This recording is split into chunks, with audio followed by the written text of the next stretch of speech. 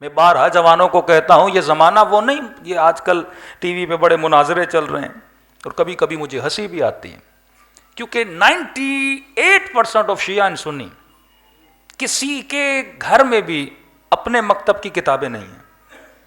آپ روڈ پہ چلتے پھرتے کسی برادر اہل سنت سے پوچھیں گھر میں بخاری ہے، کہے گا نہیں۔ کسی شیعہ سے پوچھیں گھر میں بہار ہے، کتب اربعہ ہیں۔ اب ایک کتاب سب کے گھر میں ہے، وہ قرآن ہے، وہ بھی اتنی محترم ہے ہم نے کپڑوں میں لپیٹ کے بند کر کے رکھ دی ہے کہ یہ میں نے تو پڑھنی نہیں ہے، مرنے کے بعد شاید کوئی آ کے پڑھ لے۔ ہاں، کسی کے گھر میں اپنے مکتب کی کتابیں نہیں ہیں، اور جب مناظرے ہوتے ہیں تو کیا دکھایا جاتا ہے؟ کتابیں۔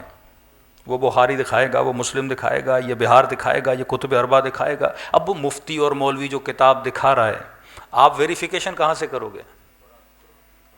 تو آپ کا ایک ہی سورس ہے مولوی، جھوٹ بولے تو آپ نے مان لیا، سچ بولے تو مان لیا، کسی کو کافر کہا تو مان لیا، کسی کو مومن کہا تو مان لیا۔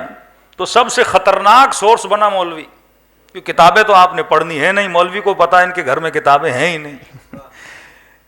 بڑا نادر اور شادر ہوتا ہے کہ میں مجلس پڑھوں اور مجلس کے بعد آ کر کوئی پوچھے مولانا کہاں سے پڑھا، بالکل نہیں ہوتا۔ شاید 100% میں ایک مومن آ کے پوچھ لے کہ مولوی صاحب حدیث کہاں سے پڑھی ہے، کیونکہ لوگ نہیں پوچھتے۔ اب یہ چاہے مولوی شیعہ کا ہو چاہے مولوی سنی کا ہو، کوئی کسی سے نہیں پوچھتا، سارا اعتماد کس پر ہے؟ مولوی پر ہے۔ اب مولوی کی مرضی تجھے جہنم میں دھکیلے، مولوی کی مرضی تجھے، پوری قوم تو اس کے پیچھے لگی ہوئی ہے نا کہ جہاں یہ بھیج دے۔ اب قوم کو کیا پتا کون کافر ہے کون منافق ہے، نہ قرآن آئے نہ حدیث آئے۔ تو ایک سورس جو سب سے مضبوط سورس ہے، جو ہر بندے کے پاس ہے، قرآن بھی اگر آپ کے گھروں پر ہے تو قرآن ہر کسی کو سمجھ نہیں آتی، وہ سورس ہے عقل کا سورس، لاجک، منطق۔ کیا جو فطرت خدا نے ہر انسان کو دی ہے، واللہ اگر اس فطرت پہ چلو تو ہماری زندگی کیا ہو جائے؟ آباد ہو جائے۔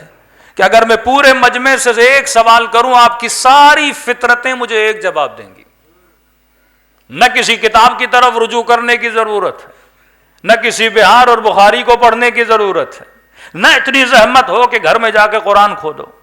جو سب سے پہلا جواب جو انسان کی فطرت سے آتا ہے، مثلا میں سوال کروں اس مجمع میں کوئی ایسا بندہ ہے جسے کنجوس سے محبت ہو؟ کنجوس خود ہوں گے پر محبت نہیں کریں گے، کہیں گے میں دنیا کے لیے کنجوسی کروں لیکن دنیا میرے لیے کیا کرے؟ سخاوت کرے۔ یہ آپ کو کس نے بتایا کہ سخی اچھا ہوتا ہے؟ اس مجمع میں کوئی ایسا بندہ ہے جسے ظالم سے محبت ہو؟ ظلم سے ہر بندہ نفرت کرے گا۔ فلسطین میں ظلم ہوا، تاریخ کا سب سے بڑا جلوس انگلینڈ میں نکلا، کیا وہ مسلمان تھے؟ انگریز تھے، لیکن فطرت کبھی ظلم کو کیا نہیں کرتی؟ پسند نہیں کرتی۔ اس مجمع میں کوئی ایسا بندہ ہے جسے بزدل سے پیار ہو؟ ہر بندہ بہادر کا عاشق ہوتا ہے۔ یہاں آپ بہادر بنیں گے لوگ آپ کو ووٹ دینا شروع کر دیں گے، یہاں آپ سخی بنیں گے لوگ آپ سے محبت کرنا شروع کر دیں گے۔ بہادری ہر کسی کو اچھی لگتی ہے۔ تب کسی نے کہا کہ علی آپ کو اچھا کیوں لگتا ہے؟ میں نے کہا قصور ہمارا نہیں، فطرت کا قصور ہے۔